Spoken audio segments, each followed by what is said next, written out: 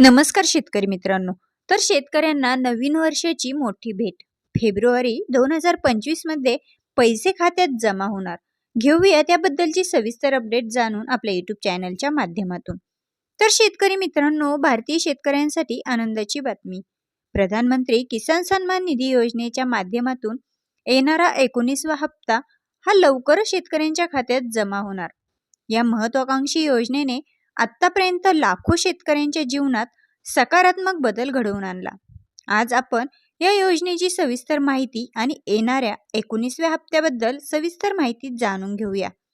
तर या योजनेअंतर्गत प्रत्येक पात्र शेतकरी कुटुंबाला वार्षिक 6,000 रुपये दिले जातात. ही रक्कम 3 समान हप्त्यांमध्ये वितरित केली जाते.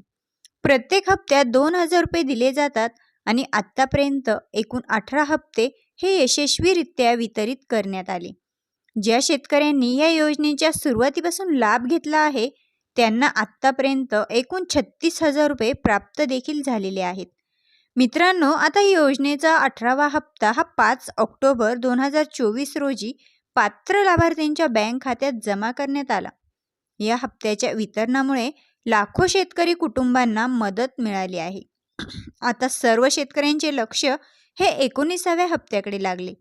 या योजनेच्या नियमित कालावधीनुसार प्रत्येक 4 महिन्यांनी हा हप्ता वितरित केला जातो. त्यानुसार आता 19वा हप्ता हा फेब्रुवारी 2025च्या पहिल्या आठवड्यात येण्याची शक्यता आहे. तथापि याबाबत अद्याप कुठलीही अधिकृत घोषणा ही करण्यात आली नाही. मित्रांनो, आता हा 19वा हप्ता मिळवण्यासाठी काही महत्त्वाच्या गोष्टींची काळजी घ्यावी लागणार आहे. त्यामध्ये आधार कार्ड आणि बँक खाते यांची योग्य लिंकिंग आहे की नाही हे तुम्हाला तपासावे लागेल. त्यानंतर KYC अपडेट असणं गरजेचं आहे. भूमी रेकॉर्डची अचूकता देखील असणं गरजेचं आहे. तसेच योजनेच्या पोर्टलवरती नोंदणीकृत असणे देखील गरजेचं आहे. मित्रांनो, आता या योजनेचे परिणाम काय आहे तेही जाणून घेऊया. तर शेतकऱ्यांना नियमित आर्थिक मदत या योजनेमुळे मिळत असते.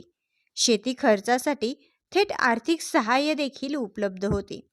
छोट्या आणि सीमांत शेतकऱ्यांना आर्थिक सुरक्षा मिळत आहे. त्यानंतर शेतकऱ्यांच्या जीवनमानात देखील यामुळे सुधारणा होत आहे.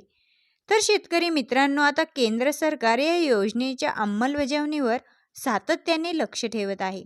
योजनेची व्याप्ती वाढवणे आणि अधिक शेतकऱ्यांपर्यंत पोहोचणे हे सरकारचे प्रमुख उद्दिष्ट आहे.